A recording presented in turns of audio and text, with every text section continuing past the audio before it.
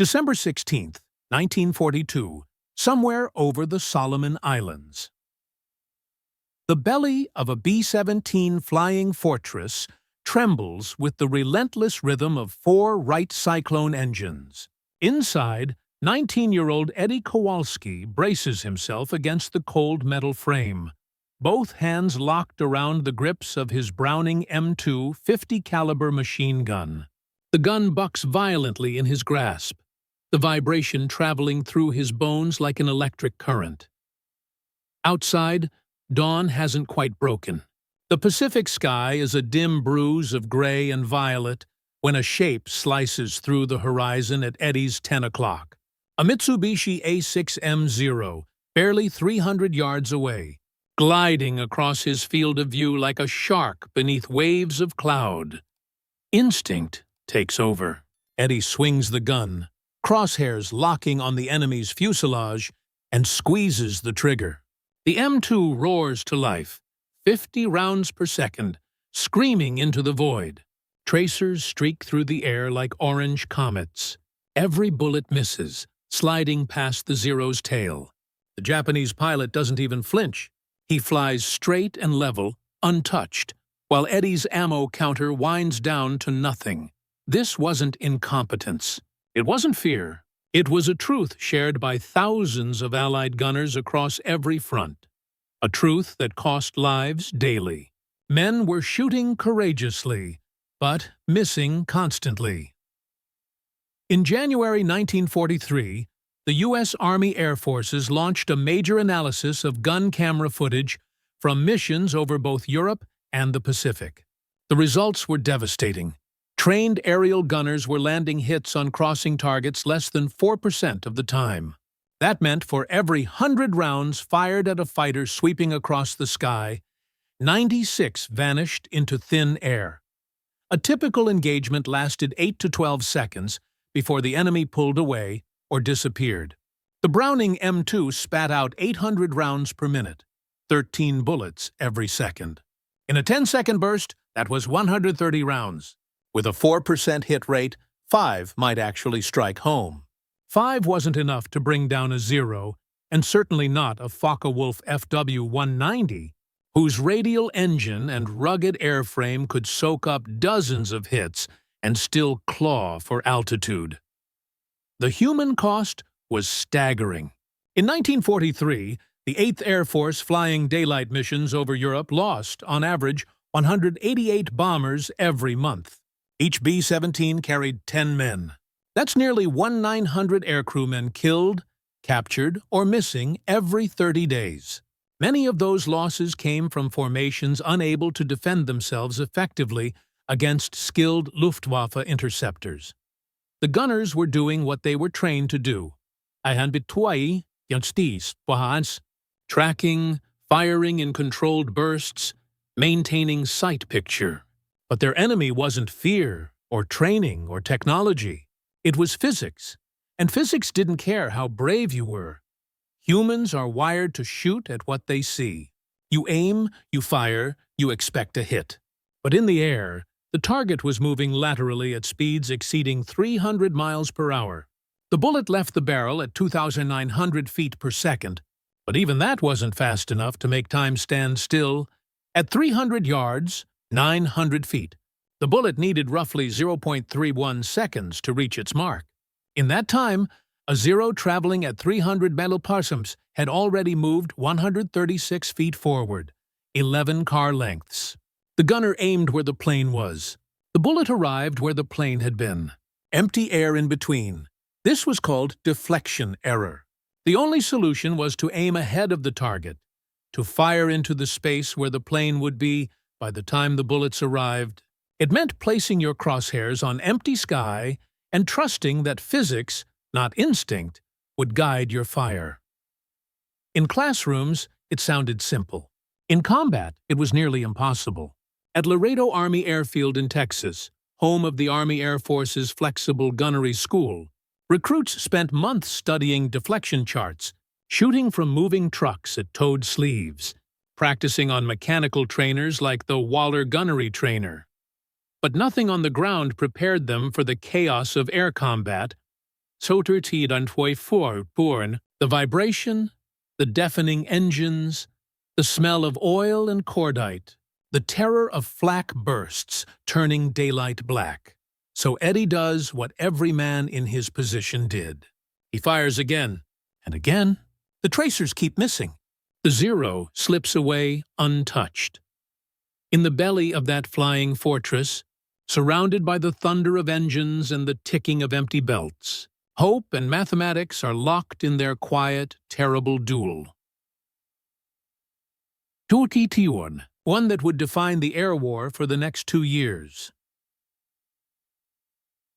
January 1943, England, and across every front where the sky was a battlefield. Deflection wasn't one neat equation. It was a living, shifting monster of variables.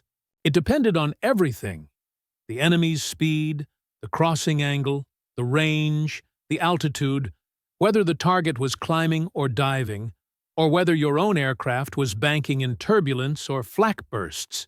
For a B-17 ball turret gunner, the challenge was almost cruel. A frontal pass from a Messerschmitt Bf-109 required one kind of lead. A beam attack from the same fighter demanded something entirely different, and all of it had to be processed in 4 seconds or less. While tracer rounds hissed past the canopy, the fortress jolted under flak concussions, and frost gathered on the inside of the oxygen mask at 25,000 feet. The psychological barrier was every bit as lethal as the physical one. Those few gunners who survived their first missions and tried applying deflection shooting often lost faith in it.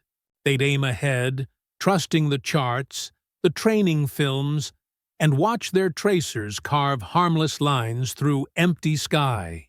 Convinced they had led too much, they corrected the only way that felt natural, by reducing their lead. The next time, they aimed closer to the target. The next time after that, closer still. Eventually, they were firing directly at the enemy aircraft. Or even behind it.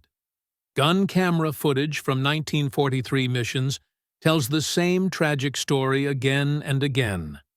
The first bursts leading properly, the second and third walking backward until every shot vanished behind the enemy's tail.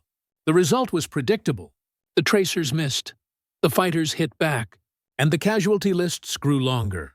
By October 14, 1943, during the infamous second Schweinfurt-Regensburg mission, the 8th Air Force suffered losses so catastrophic they nearly grounded the daylight bombing campaign. Out of 291 B-17s dispatched to hit the ball-bearing factories at Schweinfurt, 60 never returned. That's more than 20% gone in a single day. The bombers that did limp home were pocked with holes, hydraulic fluid leaking like blood, engines coughing fire. Waste gunners slumped in silence. During debriefings, the surviving gunners told the same story over and over.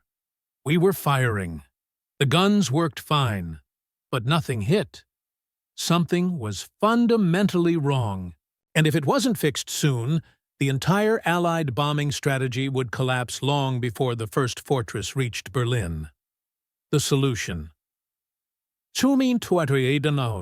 Or at least the warning, had been written down almost 20 years earlier, in 1924, by a man few aviators had ever heard of, Lieutenant Colonel James Puckle. Not the 18th century inventor of the flintlock Puckle gun, but a U.S. Army artillery officer with a head full of mathematics and a knack for predicting the future. While teaching at the Army Field Artillery School at Fort Sill, Puckle had published a paper titled The Problem of Lead in Aerial Gunnery. He wasn't an ivory tower theorist. He'd served in France during World War I, where he saw the first awkward duels between canvas biplanes armed with machine guns. Even then, he recognized the storm coming, aircraft getting faster, engagements becoming more dynamic, and human intuition lagging behind the math. In his paper, Puckle broke it down with cold precision. As aircraft speeds surpassed 150 miles per hour, the lead angles required for accurate fire grew beyond what the human brain could instinctively compute. Against a target flying 250 meters across the gunner's field of view, the required aim point wasn't inches ahead, it was 4 or 5 aircraft lengths in front. He published charts and tables that read like prophecy. At 200 yards, with a 90-degree crossing angle, a 300-meter target required 47 feet of lead. At 400 yards, the same target demanded 94 feet. The numbers were staggering, and his conclusion was worse. Without mechanical assistance, Puckle wrote, aerial gunners will become tactically ineffective within a decade. It was a warning written in mathematical ink, and promptly filed away in a drawer. Throughout the 1920s and 1930s, aviation evolved at breakneck speed. The biplane gave way to the monoplane, wood to aluminum, 120 meters to 350 millimeters. But gunnery instruction stayed locked in 1918. Training still emphasized breath control, sight alignment, trigger squeeze. The methods of the rifle range. Instructors taught men to shoot as if they were competing for medals, not survival. The few voices calling for reform, men who quoted Puckle's calculations, were dismissed as pessimists. Americans, the officer said, are born marksmen. Daniel Boone, Sergeant York, the myth of the frontier, surely those instincts would translate to the sky. They didn't. When the U.S. entered the war in December 1941, the Army Air Force's gunnery program was woefully outdated. The standard training lasted just 4 weeks. Students fired about 1,000 rounds total, mostly at slow, predictable towed sleeves. Those targets moved at maybe 150 miles per hour, half the speed of a real enemy fighter. Not one exercise replicated the chaos of a FW-190 diving at 400 mph stage through a bomber stream, flipping inverted in a rolling attack. Graduates earned their wings, flew to England or the Pacific, and learned the truth on their first mission. The Zero or the Messerschmitt didn't wait politely to line up in their sights. By mid-1942, commanders were desperate. In a dim office at Wright Field, Ohio, a young officer named Captain Robert Williams from the 8th Air Force's Gunnery Analysis Section started combing through old archives, searching for forgotten research that might explain the losses. What he found was Puckle's 1924 paper. Williams read it once, then again, and by the final paragraph he knew.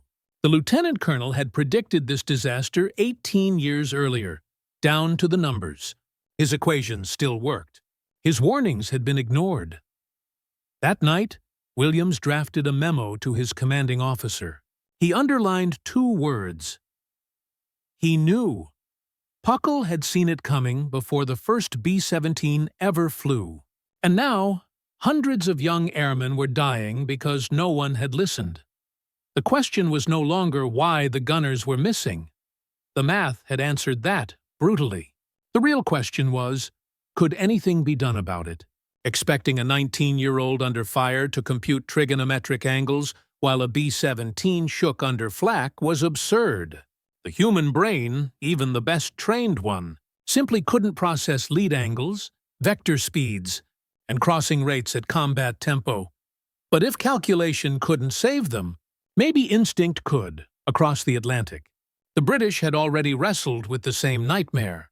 During the Battle of Britain, RAF No. 609 Squadron, flying Spitfires from Middle Wallop Airfield, faced a crisis eerily similar to the one that would later haunt the American bomber crews.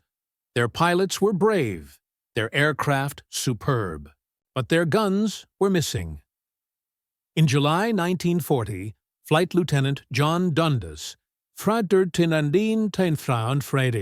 who would later become one of the RAF's noted aces before being killed in action, began reviewing gun camera footage from engagements with Messerschmitt Bf-109s. The results were demoralizing, a hit rate of barely 6% against crossing targets. 6 rounds out of every 100 found metal. A Spitfire carried only enough ammunition for about 15 to 16 seconds of sustained fire. Pilots were burning through entire loads, thousands of rounds, and watching enemy fighters return home untouched. Squadron leader Horace "Hory" Darley, commanding officer of 609 Squadron, decided to do something that bordered on insubordination. In early August 1940, right in the middle of the Battle of Britain's desperate peak, he grounded his entire squadron for 3 days. Every fighter was needed in the sky, but Darley was convinced that without fixing the gunnery problem, keeping them in the air was pointless. Before the war, Darley had been a competitive clay pigeon shooter, antitutidar antusanator, and he remembered something the theorists had forgotten. The best shotgun shooters didn't calculate lead. They felt it. They didn't solve equations in midair. Their brains processed the target's motion subconsciously, guiding their hands to where the clay would be, not where it was. The act was instinctive, almost primal. Darley wondered, could fighter pilots learn to shoot the same way? His experiment broke every rule in the RAF manual. He ordered a Hawker Hurricane to tow a target banner across the gunnery range, while his Spitfire pilots made repeated firing passes. But instead of aiming carefully and trying to calculate lead angles, Darley gave them one simple, almost heretical instruction. Don't aim. Don't think. Watch. Move. Fire as you turn. He told them to fire while still maneuvering, to let the aircraft's own motion create the deflection naturally. The way a shotgunner swings through a bird in flight. The first runs were embarrassing. The Spitfires stitched the sky with 303 rounds, but missed the banner by 50 feet. Tracers wandered aimlessly, like fireflies against the clouds. But Darley was relentless. No lectures, no math, no excuses. He made each pilot perform 40 passes over 3 days. Again, he said, fire while you move. By the third day, something changed. The pilots began to feel the timing. Their bursts started connecting, not perfectly, but noticeably. Hit rates climbed from 6% to 12%, small on paper, but in the air, it meant everything. Doubling the hit probability meant twice as many German fighters destroyed or crippled, twice as many Luftwaffe aircraft grounded before the next raid.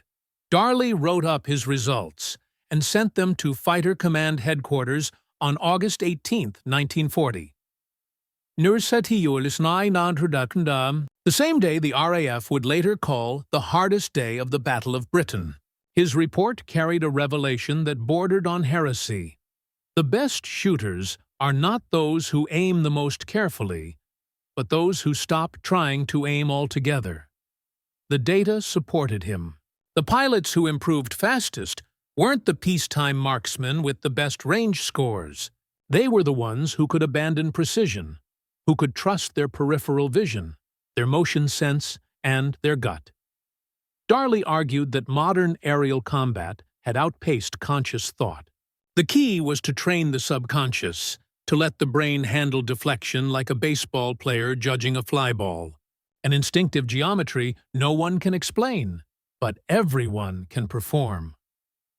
Fighter Command quietly circulated Darley's findings, but not everyone was convinced. Some squadrons embraced the motion-based deflection idea with enthusiasm. Others dismissed it as nonsense. Unscientific, they called it, undisciplined. The RAF's training command, steeped in marksmanship tradition, resisted outright. To them, Darley's idea sounded like throwing away decades of shooting doctrine. But results spoke louder than pride. By late 1940, squadrons that practiced Darley's instinctive method were showing measurably higher kill ratios. By early 1941, even if the manuals hadn't caught up, the method had become an unofficial standard practice among the best squadrons. Enter MIT, not the Rad Lab this time, but the little instrumentation shop that would make Draper's name synonymous with inertial instruments and fire control. The wartime story often blurs names. The radiation laboratory, the RAD lab, carried an intentionally misleading title to hide the scope of classified work on microwaves and radar, but the group that took on the deflection problem was Charles Stark Draper's Instrumentation Laboratory at MIT, working with industry partners like Sperry to build practical fire control hardware. Draper, an engineer who had spent the 1930s building gyroscopic navigation instruments, looked at the gunner's problem and recast it in one clean sentence. This wasn't primarily a problem of aim or courage. It was a problem of prediction. A gunner needed to be shown not where the enemy was, but where it would be when the .50 caliber slug arrived. That insight turned the question into an engineering task. By mid-1943, the answer took a physical form.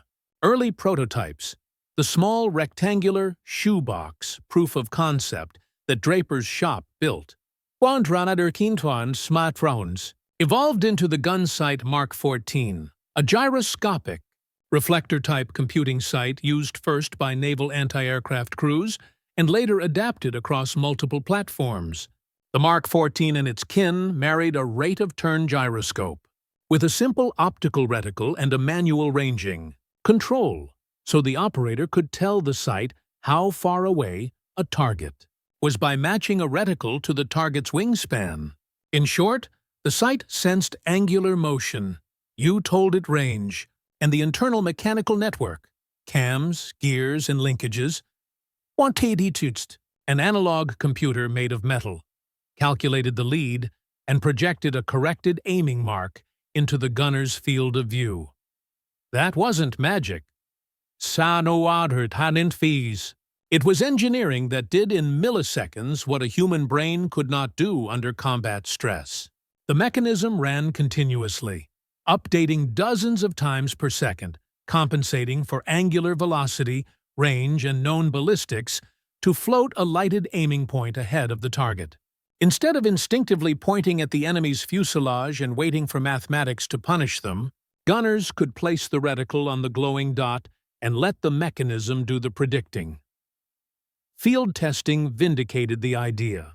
Trials at naval facilities and with shipboard crews in 1943 produced dramatic improvements in hit probability. Crews inexperienced with deflection shooting saw hit rates jump from single digits into the high teens on first use, rising further with practice E. A step change that translated directly into more splashed aircraft and fewer kamikaze and torpedo attacks succeeding. The Mark 14 and related directors, including the Mark 51 director used with it, became among the most effective sighting developments of the war. Production scaled quickly, but not instantly. Draper's Instrumentation Laboratory, Sperry, and wartime industry moved into manufacture, and by war's end, the family of Draper-derived sights had been produced in very large numbers. A vital boost to Allied anti-aircraft and aerial gunnery capability. Still, hardware alone could not save every crew overnight. Production and installation took time, and many bomber gunners in late 1943 and early 1944 were still stuck with iron or basic reflector sights that offered no real computing assistance. That gap forced improvisation. In theaters with clearer sight lines, notably the Pacific, combat gunners and petty officers developed blunt, empirical heuristics to make lead visible and repeatable in the heat of action. Simple, visual rules of thumb, counting 1 aircraft length, or 2 aircraft lengths of lead at typical engagement ranges. Fix a wingspan-based mental scale for common enemy types that let a veteran's eye convert range and angle into an instant aiming offset. Those combat-forged heuristics later dovetailed with the new gyro sights. The mechanical sight gave a precise lead, while practiced crews learned how to range and track to feed it correctly. Put another way, Draper and his lab gave gunners a tool that could compute what the human brain could not. Combat experience gave the crews the simple rules needed to use those tools fast and under fire. Together, engineering and experience closed the gap between mathematics and the messy business of staying alive. The results came in hard numbers, 40,189, and they were impossible to argue with. Before Staff Sergeant Bill Fleming's spot shooting method, the gunners of the Lexington's Air Group averaged barely 4.2 hits per 100 rounds fired against crossing targets. By the end of April 1944, just 6 weeks after Fleming began his improvised deck drills, that figure had more than doubled, 9.1 hits per 100 rounds. In aerial gunnery, that wasn't a small gain. It was a revolution. Word spread through the Pacific Fleet faster than official orders ever could.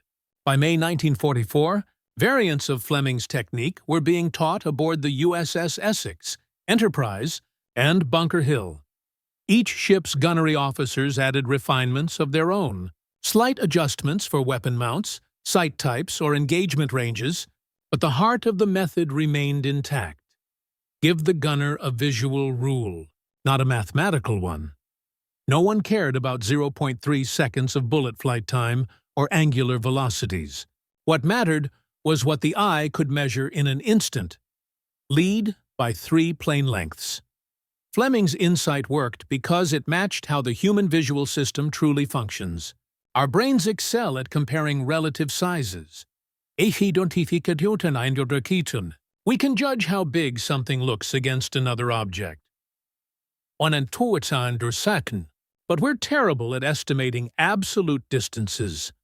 Telling a gunner to lead by 50 feet meant nothing when the enemy was a gray speck against an endless sky. But saying lead by 2 aircraft lengths gave him an instant anchored reference. The target itself became its own measuring stick.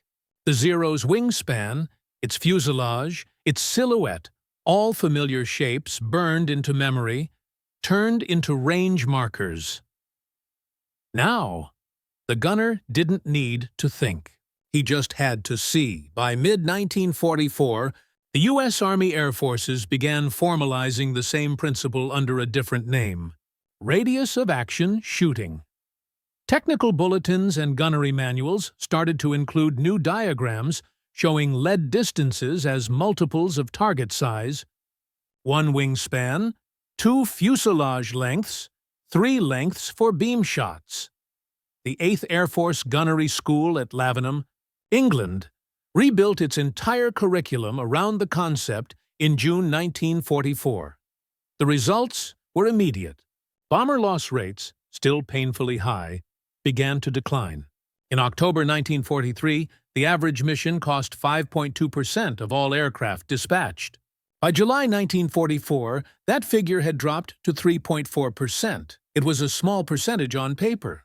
In reality, it meant hundreds of men made it home who otherwise would have vanished into the black smoke of the Ruhr Valley.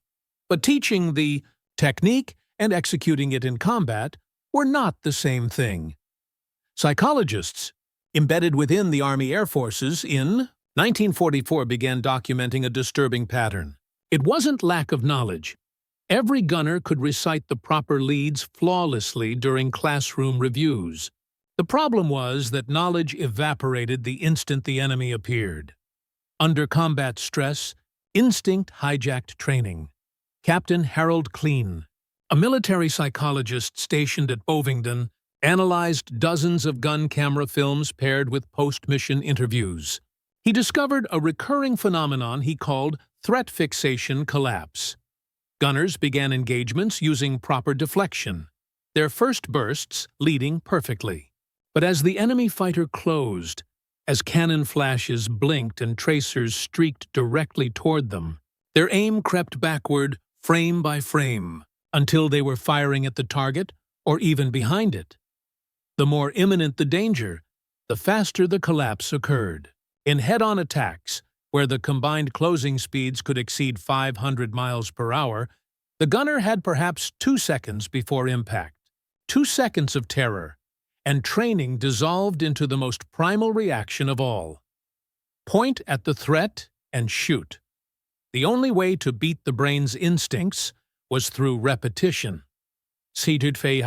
Anadri's sheer, endless repetition, until deflection, shooting bypassed conscious control entirely. The technique had to migrate from intellect to muscle, from thought to reflex. By late 1944, with the Allies controlling the skies and training pipelines finally stable, the gunnery schools had time to make it happen.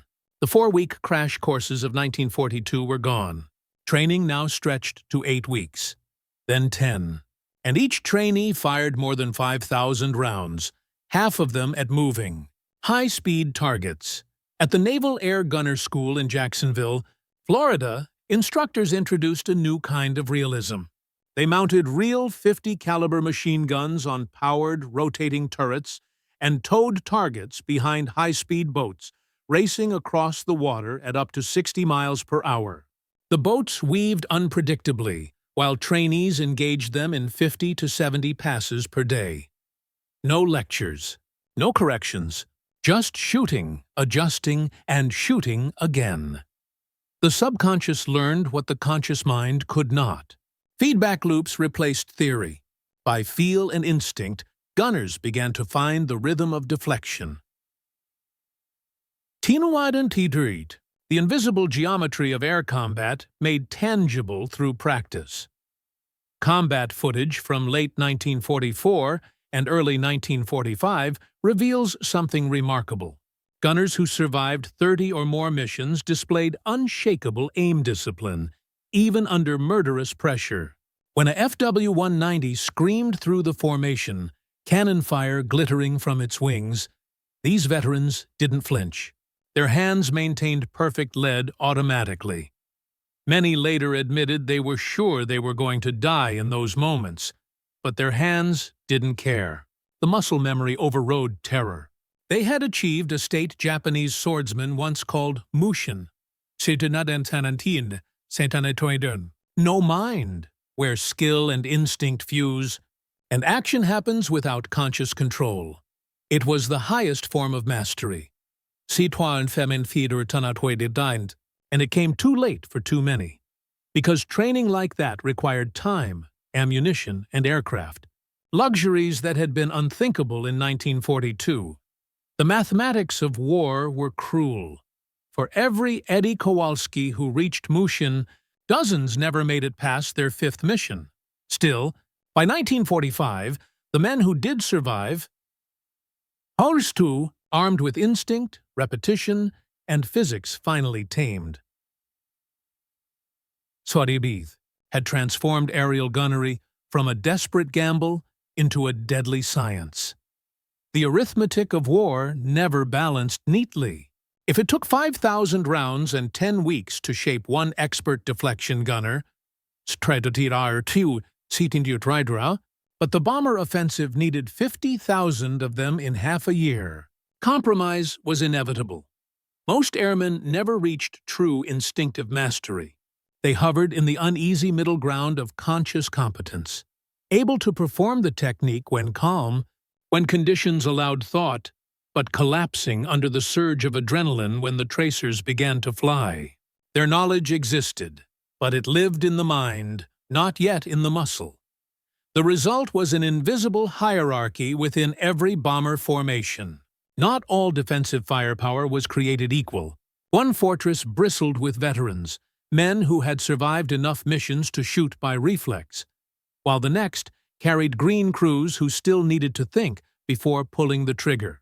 And at 25,000 feet over Germany, thinking cost seconds, and seconds cost lives. German fighter pilots learned to sense the difference. In the first pass, they'd test a formation with short bursts.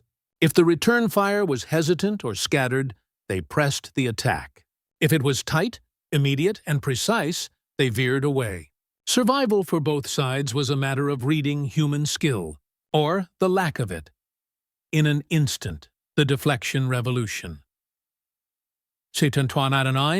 Born in a dusty English airfield, refined in the laboratories of MIT, and proven on the decks of Pacific carriers, didn't die with the war's end in 1945. It became a permanent law of armed motion. You must aim not where the target is, but where it will be. The Mark 14 computing gun sight evolved into the Mark 18 used through the Korean War, and later into digital fire control computers that processed dozens of variables in microseconds. By Vietnam, aircraft like the F-4 Phantom II carried radar-assisted optical sights that performed in milliseconds what Draper's gyroscopes had once done in fractions of a second. Modern air combat, largely missile-driven, still obeys the same invisible geometry. A AEM-120 AMRAAM doesn't fly toward an enemy aircraft. It flies toward where that aircraft will be, guided by continuous updates from its radar and inertial sensors. The F-22 Raptor's AN/APG-77 radar doesn't just track. It predicts, computing future positions, velocities, and vectors thousands of times per second. The same physics that once lived in a gunner's trembling hands. Even now, when missiles rule the sky, deflection shooting remains part of fighter pilot training. At the U.S. Navy Fighter Weapons School, Top Gun, Sanadateres, students still learn guns-only engagements, not because dogfights are common, but because the exercise builds something deeper, spatial intuition. A pilot who understands deflection intuitively grasps closure rates, angular offset, and lead pursuit. The mental geometry that governs every intercept, whether it ends with a cannon burst or a missile lock. The physics haven't changed, only the tools, from CIWS phalanx systems guarding ships with 75 rounds a second, to CRAM batteries shielding ground bases, to every missile guidance computer in service today. Set-to-T-2020s all trace their lineage back to those 1943 bombers and their struggling gunners. The Phalanx CIWS fires 4,500 rounds per minute. Radar feeding data into a predictive loop that calculates lead angles and adjusts aim dozens of times per second. It is, in essence, Eddie Kowalski's Browning M2, only smarter, faster, and mercifully unafraid. Even digital realms echo the same principle. In games like War Thunder or DCS World, new players watch their tracers slip harmlessly behind targets until they learn, through frustration and failure, to aim ahead of what they see. It's the same lesson Eddie learned the hard way over the Solomon Islands. The same battle between instinct and physics. The transformation from 4% hit rates in early 1943 to over 20% by late 1944 stands as one of the most extraordinary tactical improvements of the war. It wasn't achieved through superior machinery or sheer numbers, but through understanding human cognition, learning to work with the brain instead of against it. Because the ultimate enemy wasn't the Zero, or the FW-190, or even the mathematics of flight. It was instinct, the deeply human impulse to point at what we see, to trust our eyes instead of the invisible truths of physics. The men who learned to defy that instinct, to fire at empty air and believe their bullets would meet metal, proved something profound about humanity itself. We are not prisoners of what feels natural. With enough understanding, discipline, and desperation, we can rewire ourselves to match reality. Instead of demanding that reality bend to us, that lesson, paid for in fire and blood over Europe and the Pacific, endures wherever humans face problems that punish intuition and reward insight. From the waste gunners of 1943 to the algorithms of modern warfare, the rule remains unchanged to hit what matters most. You must aim where it will be, not where it is.